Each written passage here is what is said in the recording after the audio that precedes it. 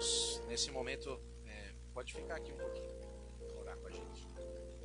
Nesse momento nós vamos também agradecer a Deus, né, por esses queridos irmãos que estão aqui contribuindo para a causa de Jesus, mas nós também gostaríamos de pedir que você que tem um pedido especial, você ficasse de pé onde você está. Se você tem alguma coisa que precisa da mão de Deus, precisa de que Deus mude a situação, que Deus ele tome providências em seu favor, algo que não pode ser feito humanamente. Gostaria que você ficasse de pé nesse momento para nós orarmos por sua vida, pedindo a esse Deus maravilhoso que cuida de nós, para que Ele possa fazer aquilo que Ele tem para a sua vida, os propósitos dEle. Vamos orar. Senhor nosso Deus e nosso Pai, nós nos colocamos diante da Tua santa e poderosa presença. Ó Deus, como é bom saber que podemos confiar em Ti em todos os momentos da nossa vida. Como é bom saber que o Senhor nos ama, que o Senhor deseja que estejamos juntos contigo. Ó Deus, como é bom poder orar e conversar com o Senhor. Como é bom estar na Tua casa, chamada casa de oração. Como é bom, Senhor, perceber o carinho que esses irmãos têm pela Tua causa, pela Tua igreja, porque pela fé têm entregue ofertas a Ti, têm entregue dízimos a Ti, confiando que o Senhor as suprirá em todas as coisas, que o Senhor trará sobre elas uma bênção que será de maior abastança. Ó Deus, com elas abençoa as suas famílias. Mas, ó Deus, também temos esses irmãos e irmãs que ficaram de pé. Eu não sei qual é o problema que eles estão passando, mas Tu sabes, Tu conheces a história, Tu conheces o passado, o presente e o futuro. Tu conheces todas as coisas. Pedimos que a Tua mão de poder, Tua mão de graça, a Tua mão de misericórdia inunde a vida deles, que eles sejam ricamente abençoados por Ti, que eles possam perceber a presença real de Jesus Cristo agindo na vida deles, fazendo com que eles percebam o quanto o Senhor os ama. Ó Deus, derrama paz em cada coração, derrama a Tua alegria. Senhor, cura, protege, dá sabedoria, dá direção, Pai. Ó Deus, redime os pecados, Pai. Fica com cada pessoa, para que eles possam compreender como o Senhor os ama. Fica conosco nessa noite, abençoa-nos e guarda-nos em nome de Jesus. Amém e amém. Que Deus abençoe vocês. Deus abençoe a todos. Amém.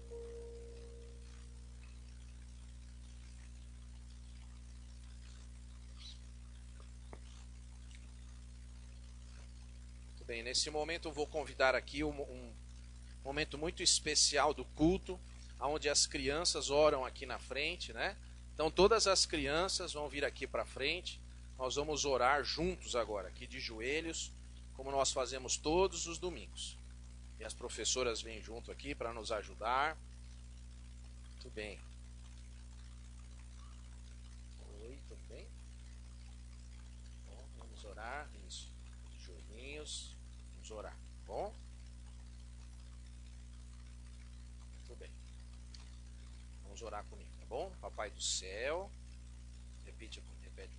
Papai do céu, me abençoa no estudo da palavra. Fica com as professoras e fica comigo também. Que eu possa crescer e ser um servo e uma serva teus. Abençoa-me nesta noite. E que um dia eu também possa dizer para a igreja que Jesus é o meu Senhor e ser batizado para a glória do Teu nome. Amém. Deus abençoe vocês, crianças. Deus abençoe, viu?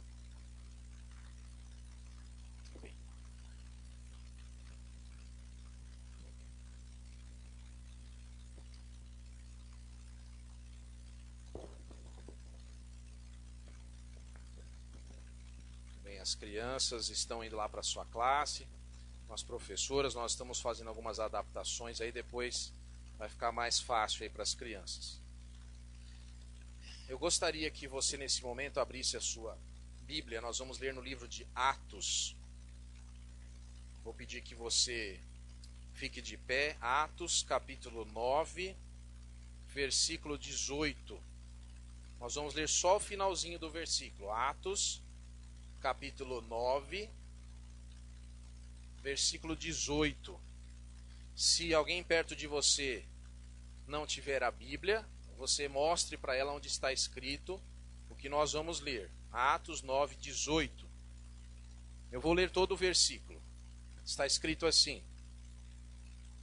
É Atos 9, 18. Vamos aguardar todos acharem.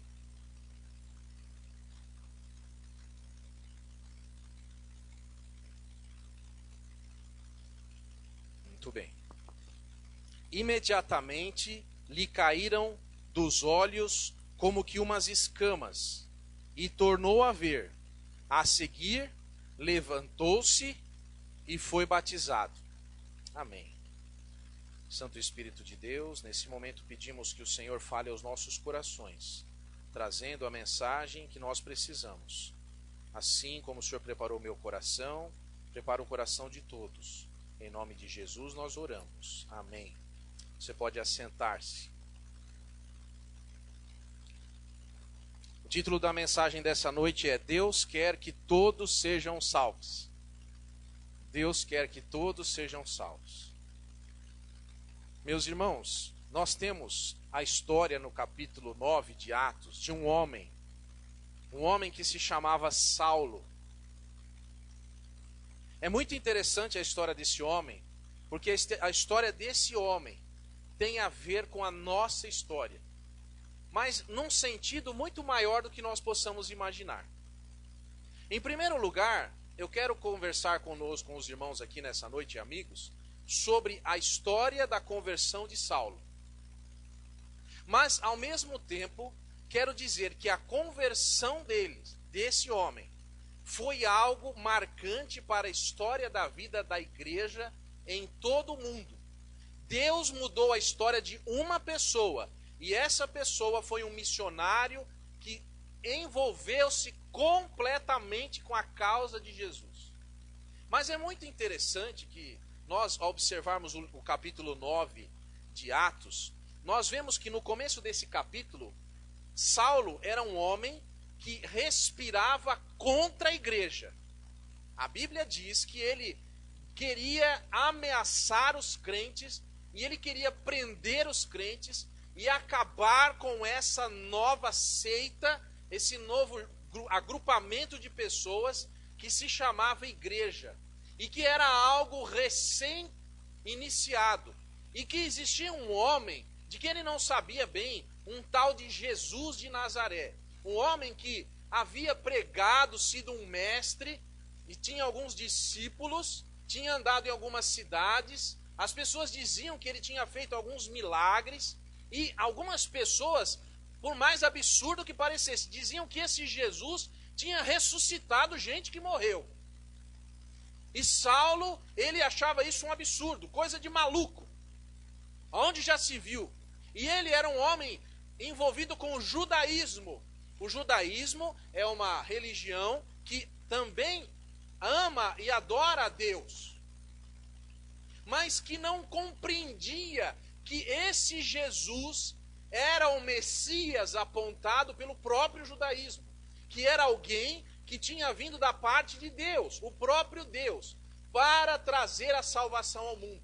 E isso era inaceitável para Saulo, porque ele era um judeu, um fariseu, um cumpridor da lei. E quando eu digo fariseu, eu não digo de uma maneira pejorativa ou falando mal. O fariseu era um cumpridor da lei. Ele acordava de manhã para cumprir a lei. Ele tinha algo que nós podemos chamar hoje de ócio religioso. Ele não fazia nada, absolutamente nada, a não ser cumprir a lei. A vida dele era voltada para o estudo da lei, da Bíblia, que você tem aí na sua mão hoje, o Velho Testamento. E ele decorava. Você saiba que Saulo era um homem que sabia o Velho Testamento de cor, totalmente, não só o Pentateuco. mas todo o Velho Testamento, de cor. A vida dele foi isso. Provavelmente até os 9 a 12 anos, ele sabia de cor os 5 primeiros livros da Bíblia. E ele estudou aos pés de um homem chamado Gamaliel, que era um dos grandes mestres que viveram naquele tempo. E esse Gamaliel, ele era, vamos dizer assim, o professor de Saulo, ensinando as coisas do Velho Testamento para Saulo. E Saulo, ele ao amar tanto a Deus e observar que as pessoas estavam, na visão dele, se desviando de Deus e seguindo a Jesus, ele queria acabar com isso. E ele foi até os principais religiosos da sua época e disse: olha, eu quero cartas, eu quero papéis de autorização, porque eu vou pelas cidades e eu vou começar por Damasco. E eu vou lá em Damasco, que eu ouvi dizer que lá tem muitos crentes, e eu vou prender aqueles crentes, eles vão ser açoitados, eles vão ser mortos, vão ser colocados em masmorras, nós vamos destruir essa seita. Nós vamos acabar com esse pessoal que está indo atrás de Jesus. E assim ele foi com um grupamento de homens. E ele estava determinado a ir contra essa igreja. Mas aconteceu uma coisa. No caminho para Damasco, ele foi como que inundado por uma luz. E ele ouviu uma voz. As pessoas que estavam com ele viam a luz, mas não ouviam a voz. Algo entre ele e Deus. E eu tenho que dizer uma coisa aqui. Meu querido, Deus vai se encontrar com você. Deus vai ao seu encontro. Tem gente que pensa que pode fugir de Deus. Tem gente que imagina que pode ir contra a vontade de Deus. Mas eu vou dizer para você, Deus vai ao seu encontro. Deus se encontra com você no caminho. Enquanto você está indo contra Deus, Deus vai a seu favor. E naquele momento, Saulo, ao ver aquela luz, ele caiu ao chão. E caído ao chão, ele faz uma pergunta para aquela luz. Ele compreende que há um poder maior do que ele. Mas ele não sabe quem é. Ele não conhece essa pessoa. E ele pergunta: quem és tu, Senhor? Quem és tu, Senhor? O que está acontecendo aqui? E aquela voz responde a ele: eu sou Cristo Jesus, a quem você está perseguindo. Eu vim ao seu encontro.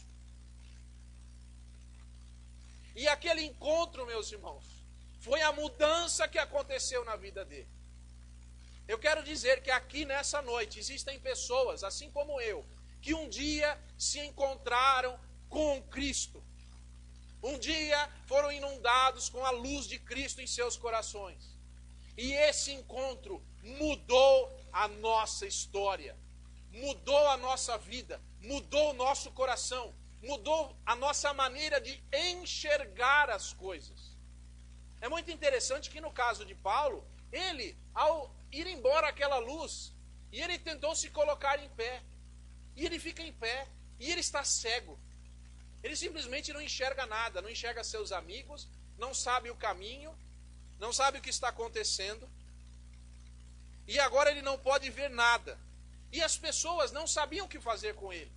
Porque e agora? Vamos voltar para Jerusalém? Vamos ir a Damasco? E esse homem ficou cego de repente? Não sabemos o que está acontecendo. E os companheiros de viagem dele entenderam que ele deveria ir até Damasco.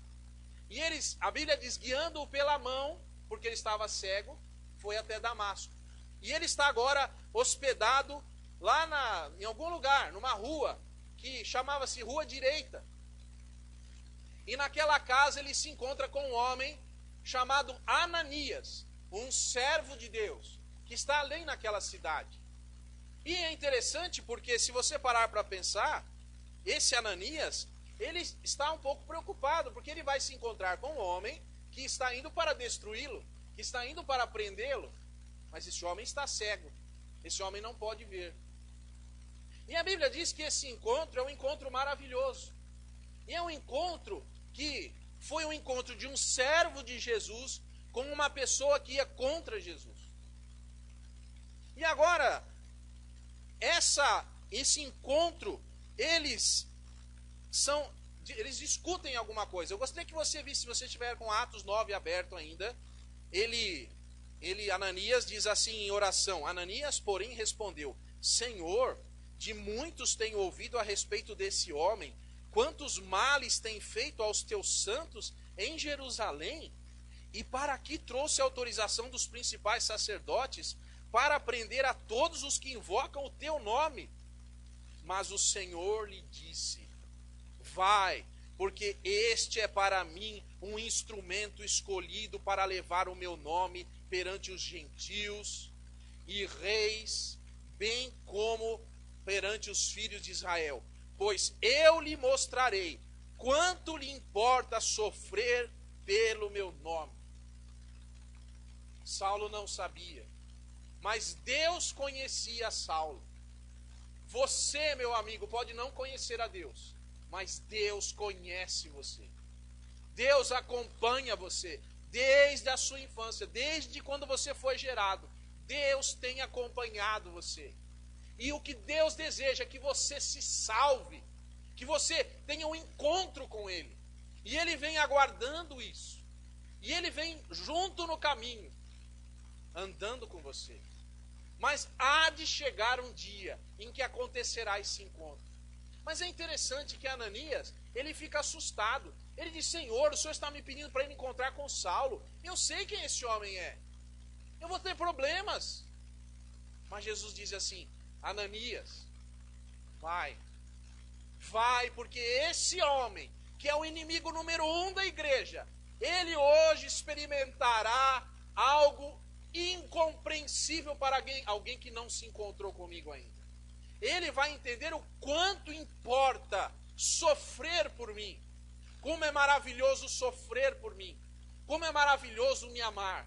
Como é maravilhoso falar de mim a outras pessoas. Como é maravilhoso não estar contra mim, mas estar a meu favor. Ele vai compreender essa lição. Vai lá, Ananias, diga para ele.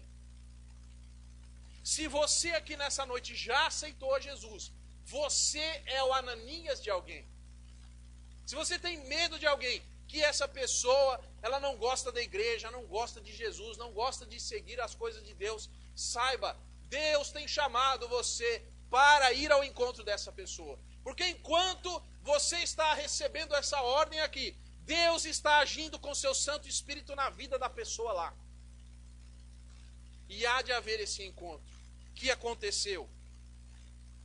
Em versículo 17, então Ananias foi e entrando na casa, impôs sobre ele as mãos, dizendo: Saulo, irmão, o Senhor me enviou, a saber, o próprio Jesus que te apareceu no caminho por onde vinhas, para que recuperes a vista e fiques cheio do Espírito Santo.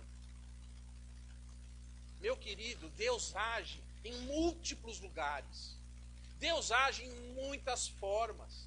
Deus, com a sua graça, está cuidando de todas as coisas. Enquanto você está sentado aqui, alguém vai dizer assim: eu devia estar na minha casa, eu não deveria estar perdendo tempo na igreja. Pois saiba, Deus cuida de você aqui, Deus cuida da sua casa lá, Deus cuida da sua saúde, Deus cuida da sua vida, Deus cuida de você todo, Deus cuida da sua existência, Deus cuida do que você vai ser ainda. Deus tem planejado algo grandioso na sua vida, e você precisa compreender que Deus ama você. E aqui Ananias se encontra com Saulo. Interessantemente que Ananias obedece a Jesus. Meus irmãos, isso é interessante. É uma lição a ser aprendida. Às vezes Deus fala alguma coisa para nós, nós dizemos: Deus, isso eu não vou fazer. Encontrar com Saulo e chamar ele de irmão, ele não é meu irmão coisa nenhuma. Ele é um homem mau lá em Jerusalém. Ele inclusive matou os meus irmãos. Ele tem feito coisas horríveis. As notícias dele chegaram aqui. Agora o Senhor traz ele aqui para a minha cidade. Tanta cidade que tinha para levar. E vem trazer justo para Damasco. Por que eu, Senhor? Mas não. Ananias, ele vai lá, chama Saulo de irmão. E diz: o Senhor. Quando você diz a palavra Senhor, você está dizendo o dono de tudo isso daqui. O dono de toda a existência, de toda a criação, o dono de todas as vidas, o dono das almas, o dono do ar, da água, o dono das estrelas, o dono dos anjos, o dono dos homens, o Senhor de todas as coisas. Ele me deu uma ordem de vir aqui. E quando ele diz isso, ele está dizendo: Saulo, você não pode ir contra o Senhor. E agora Saulo ouve aquilo. E ele então, ao ouvir essas palavras, ao ouvir que Jesus mandou Ananias ali, alguma coisa caiu dos seus olhos. Houve alguma coisa diferente. E a Bíblia explica mais ou menos como escamas caindo dos seus olhos. E agora ele enxerga. Interessante. Isso nós podemos chamar de período de conversão. Você vai contra Jesus, se encontra com Jesus, e de repente está enxergando as coisas de outra forma. Você aqui talvez esteja enxergando paredes, esteja enxergando o chão, bancos. Você pode dizer: puxa, essa igreja, isso, aquilo. Mas eu vou dizer uma coisa para você. Esse lugar é um lugar diferente. Por quê? Porque aqui o nome do Senhor é louvado. Aqui é uma porta do céu. Aqui é um lugar onde a glória de Deus desce e sobe, onde Deus visita o seu povo, onde Deus fala com você, onde você encontra seus irmãos. Aqui é um lugar especial, aonde o nome de Jesus Cristo é exaltado. Onde pessoas não estão aqui com pensamentos impuros, pensando em fazer o mal, mas estão aqui louvando a Deus e agradecendo. Agora eu pergunto uma coisa: qual outro lugar da terra você encontraria isso? Em que outro lugar da terra você encontraria isso? Mas existem pessoas que não querem vir à igreja. Existem pessoas que não querem um lugar assim. Existem pessoas que gostariam de acabar com todas as igrejas. Por quê? Que mal a igreja tem feito? Senão o bem. Qual o mal que a igreja fez para alguém? Algumas pessoas vão dizer: mas aqui vocês tiram dinheiro das pessoas. Eu desafio você: ninguém é obrigado a dar nada. Ninguém é obrigado a fazer nada. Nós fazemos isso porque amamos a Jesus Cristo. Tudo que se faz é em amor a Jesus Cristo. E aqui nós temos um homem que se levantou contra a igreja, mas ele foi mudado. E agora ele se levanta. Na Bíblia, quando você ver alguém que se levanta, você precisa entender a profundidade disso. Quando alguém está se levantando e fica em pé, quer dizer que a sua dignidade, a sua humanidade foi restabelecida. Ele agora é digno. Ele agora é um ser humano. Antes era um animal e agora é um ser humano. Está de pé. Foi regenerado por Deus. Foi transformado de dentro para fora. E ele se levanta, quer dizer que ele está com energia, está pleno, está capaz. Foi habilitado por Deus, foi reabilitado, foi transformado, foi modificado. E Saulo agora levanta-se. É interessante que o movimento seguinte a ficar em pé está aí na sua Bíblia. Ele foi e batizou-se. A partir do momento que um homem é regenerado por Deus, é restabelecido diante das coisas de Deus, por causa de Jesus Cristo, então ele se batiza. E Paulo foi batizado. E agora, no versículo 19, pasme, ele não tinha comido nada. Ele estava em jejum, ele estava apavorado.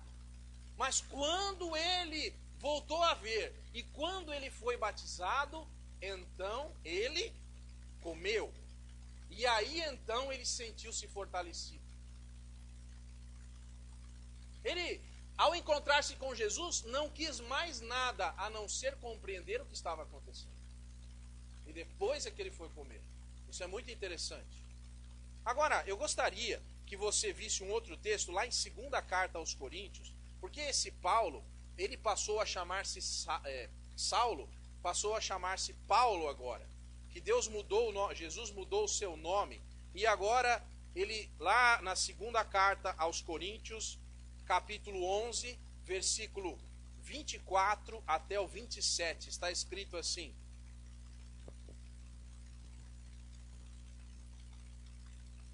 aqui, Saulo, que agora é Paulo, já está um homem calejado, já é um homem viajado. É 2 Coríntios 2 Coríntios 11, 24 a 27.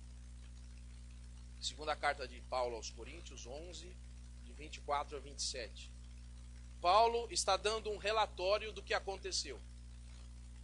Ele foi até Jesus e agora tudo foi bem para ele. Veja como ele ficou feliz aqui, olha.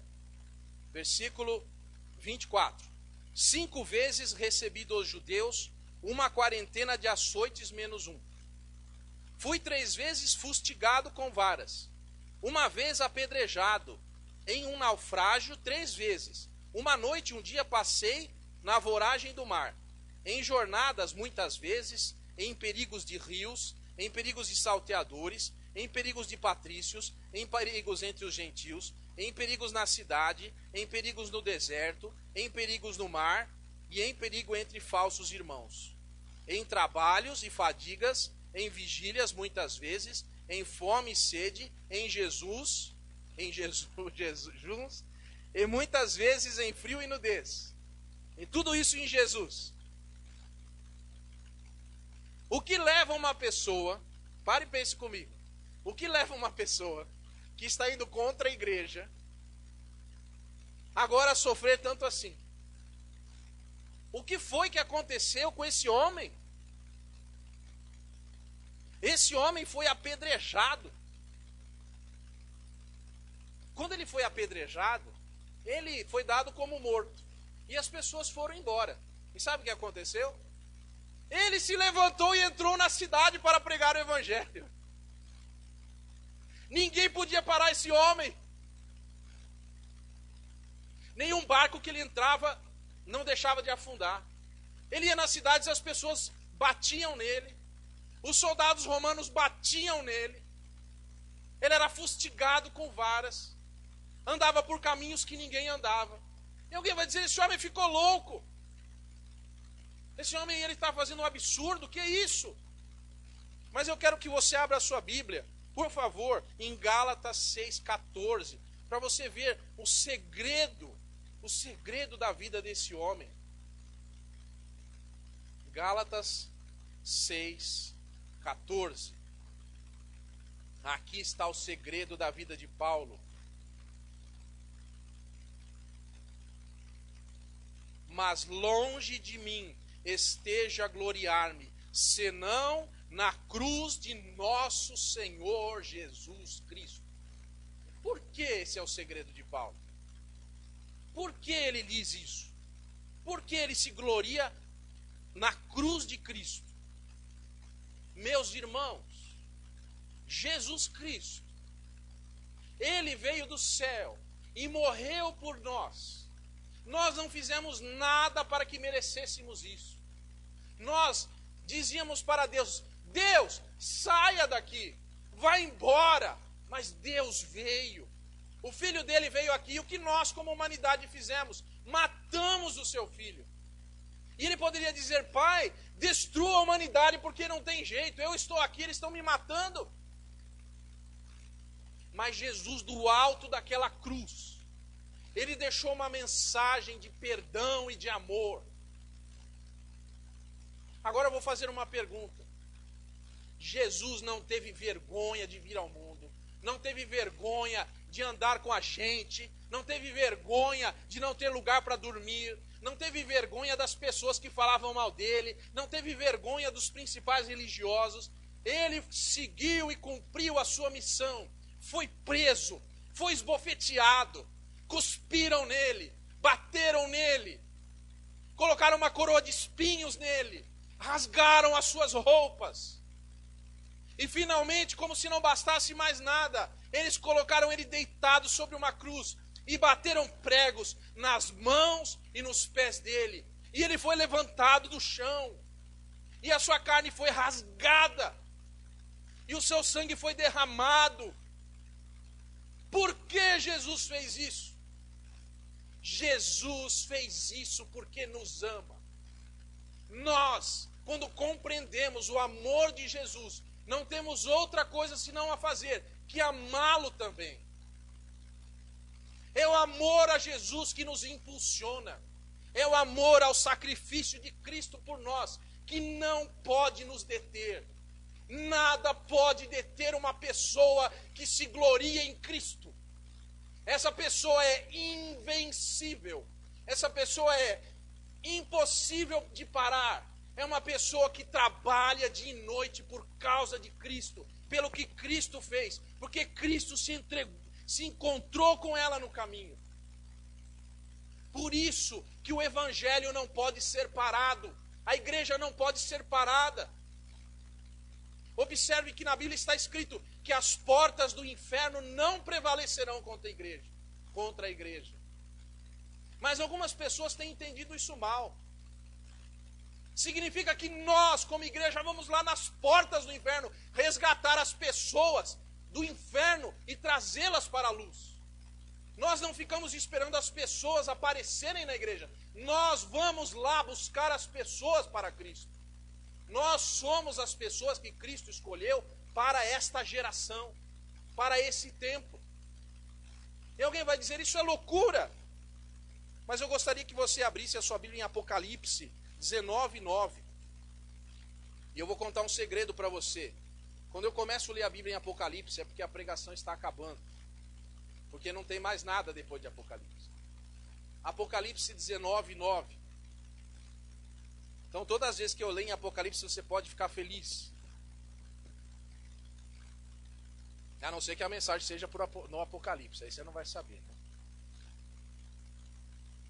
Apocalipse 19:9 está escrito assim: Então me falou um anjo, escreve, bem-aventurados aqueles que são chamados à ceia das bodas do Cordeiro. E acrescentou, são essas as verdadeiras palavras de Jesus. Meus irmãos, sabe por que nós estamos aqui? Nós estamos aqui porque um dia, esse dia vai chegar. Nós vamos estar juntos com Jesus. Jesus vai resgatar a sua igreja e levá-la ao céu. E nós vamos estar juntos com eles. E céu é no céu. Na terra nós teremos muitas aflições, mas nós temos Cristo. Ele é o nosso companheiro. Ele sabe o que nós sofremos. Ele sabe a sua dificuldade. Você pode orar para ele e dizer, Jesus, eu não aguento mais. E Jesus vai dizer, eu vou ajudar você. Jesus está disposto a nos ajudar. E eu gostaria que você soubesse que Deus quer salvar você. Deus quer salvar todas as pessoas. O que aconteceu aqui, o batismo, é uma forma de dizer, eu já estou no céu, e você? Eu já estou indo com Jesus, e você não vai também? Por que você acha que alguém ia sair de casa para entrar na água? Para ser batizado? Para que alguém ia fazer isso? Por amor a Cristo. O amor a Cristo responde todas as dúvidas. Eu vou dizer a você uma coisa. Quando eu tinha 15 anos, eu já era batizado. Me batizei com 12. Acho que foi com 12. E eu estava em dúvida quanto a algumas coisas. Eu tinha 15 anos. Eu estava na minha casa. Meu pai é pastor. E eu estava pensando. E eu falei assim, não é possível. Não é possível que Deus tenha saído do céu e mandado o seu filho. Isso não faz sentido. Por que Deus não apagou esse rascunho e fez o homem outra vez e ficou fazendo e fazendo até que o homem não pecasse mais? Por que Deus fez isso? Por que Jesus ia fazer uma coisa dessa? Isso não faz sentido para mim. Mas eu me lembrei de João 3,16. E a resposta veio de Deus. Porque eu amei o mundo. Meu querido, Deus não amou outra pessoa. Deus não amou outra gente. Deus não amou outra geração. Deus não amou outra espécie. Deus não amou outro planeta. Deus amou você. Deus amou você. Hoje de manhã na classe eu estava dizendo isso a alguns nossos candidatos ao batismo. Pare e pense um pouco. Quando você chegar lá no céu, desculpe o que eu vou dizer. Você por acaso vai encontrar um Jesus que seja um elefante? Ou que seja um boi? Ou que seja uma ave? Ou um peixe? Não. Você vai encontrar um Jesus homem. Por quê? Por que Jesus é homem? Por que ele se tornou homem? Porque ele amou a humanidade e decidiu ser homem. É interessante que ele, por toda a eternidade, será como nós lá no céu. Estará conosco. Meu irmão, Jesus não vai ser uma outra coisa. Ele não vai ser um anjo. Mas ele continuará sendo um homem. Porque ele decidiu, por toda a eternidade, provar a cada dia. Lá não haverá dia, mas a cada período. Dizer, eu amo vocês. Eu decidi por toda a eternidade ser como um de vocês. Ele não tinha que ter feito isso. Mas o nosso Senhor nos amou. Se entregou por nós. Mudou a vida de Saulo. Mudou a vida de um monte de gente. Tem mudado vidas. E continuará mudando vidas. Que Jesus possa nascer no seu coração. Que a luz de Cristo possa brilhar em você. Que você, por alguns instantes, fique cego. Para poder ver. Para poder ver as maravilhas de Jesus. Porque uma vez que você está com Jesus, esse mundo já não faz mais nada em você. Não faz a menor diferença. E nessa noite, nós vamos participar da ceia. Que é um agradecimento, um memorial, dizendo, Senhor, obrigado pelo que o Senhor fez por mim. E nós vamos ter o privilégio de ter mais 7 irmãos aqui conosco. Participando da ceia pela primeira vez. Conosco, como igreja, como irmãos. Eu gostaria que depois do nosso culto, nós vamos ter ali atrás um momento especial. Mas quando você encontrar com esses irmãos, não chame de outra coisa, mas chame de irmão. Você é da minha família. Você é como eu sou. Você é como Jesus é. São nossos irmãos, membros da igreja, que decidiram se juntar a nós. Que a luz de Cristo possa brilhar no seu coração. Que a salvação de Cristo possa fazer diferença. Mas eu não posso deixar de fazer um apelo. Porque o Espírito Santo de Deus me impele a fazer isso. E nós vamos orar agora. Curve sua cabeça. Senhor, nós te agradecemos pelo teu imenso amor. Nós te agradecemos pela graça que o Senhor nos dá, que é a salvação. Nós não merecemos, mas nós aceitamos o teu presente, que é o teu Filho morto na cruz e ressurreto para a nossa salvação. Ó Deus, se nessa noite existe alguém que te aceita como seu servo, que possa fazê-lo, para a honra e glória do teu nome. Amém. E eu não posso deixar de perguntar. Eu não vou pedir para a pessoa vir à frente, eu não vou pedir para você passar vergonha, nada disso. Mas eu gostaria de saber, alguém nessa noite aceitou a Jesus? Eu só quero orar por você. Você vai levantar a sua mão e eu vou orar por você. A igreja fica em oração. Alguém aceita Jesus nessa noite, dizendo, Jesus, eu compreendi que o Senhor me ama. Eu compreendi que esse mundo vai passar, mas que o Senhor pode me salvar, pode me levar para a tua casa. Alguém aceita Jesus nessa noite? Gostaria de levantar a sua mão para eu orar por você, agradecendo a Deus. Não vou demorar. Existe alguém? Que Deus nos abençoe. Que Deus abençoe a todos. Amém. Nós vamos pedir aos diáconos que venham aqui à frente, para que nós possamos então agora passar ao momento da ceia. Diáconos escalados para esse momento.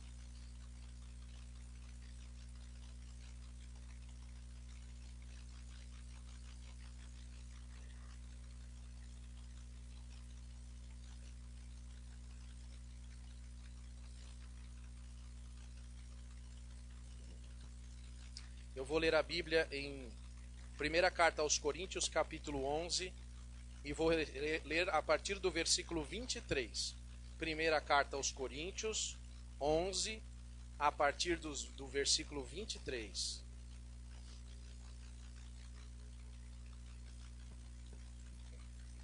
Antes da leitura, eu gostaria de trazer algumas informações.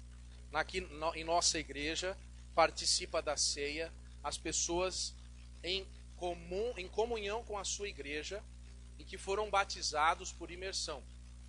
Ok? Então as pessoas que estão em comunhão com a sua igreja e foram batizadas em nome de Jesus, Pai, do Filho e do Espírito Santo, podem participar conosco. Você fique à vontade. Se nós temos alguma pessoa que não pode participar, vai permanecer sentado. Se alguma pessoa é de outra fé e ordem, fique à vontade para participar. Ok? E nós vamos ficar de pé as pessoas que vão participar. Vão ficar de pé nesse momento. Os diáconos vão servir vocês. E quando vocês receberem, vocês se assentarão. Porque assim eles sabem que todos foram servidos. Então todas as pessoas que vão participar da ceia do Senhor podem ficar de pé. Eu vou ler aqui. Porque eu recebi do Senhor o que também vos entreguei. Que o Senhor Jesus, na noite em que foi traído, tomou o pão e, tendo dado graças, o partiu e disse: Isto é o meu corpo, que é dado por vós. Fazei isso em memória de mim. Muito bem, agora nós vamos orar. Vou pedir que a irmã esteja orando conosco. Senhor Deus, nosso Pai, nós te agradecemos, Senhor, por este momento, por este memorial. Momento este que nós relembramos o sacrifício que o Senhor fez por nós, entregando seu Filho na cruz para a remissão dos nossos pecados, ó Pai. Que a gente nunca se esqueça disso, que a cada dia possamos estar mais firmes, mais convictos deste acontecimento nas nossas vidas, ó Pai. Que o Senhor nos ajude, nos oriente a cada dia, para que sejamos luz e possamos brilhar lá fora, a tua luz possa brilhar através de nós e que muitas pessoas também possam um dia fazer parte deste memorial aqui com a gente, nesta celebração, meu Deus, como estes irmãos estão fazendo hoje. E por isso nós te agradecemos imensamente, em nome de Jesus. Amém. Nós vamos cantar o hino 293 do HCC. E eu gostaria que, enquanto você abre sua Bíblia, você observasse aqui esse bonito enfeite aqui. Você está vendo aqui, eu vou pegar um pedaço aqui do trigo, olha. Isso aqui é o trigo de onde é feito o pão. Para que nós possamos comer o pão, o que aconteceu com esse trigo? Ele não pôde cumprir a função dele. Não vai se reproduzir, não vai nascer trigo outra vez. Ele está deixando a existência para nos alimentar. Jesus Cristo, ele deixou a sua glória e veio ao mundo entregar-se por nós, dar o seu corpo por nós. E esse trigo transformou-se em pão. Pão para que nós possamos nos alimentar. O trigo morreu e nós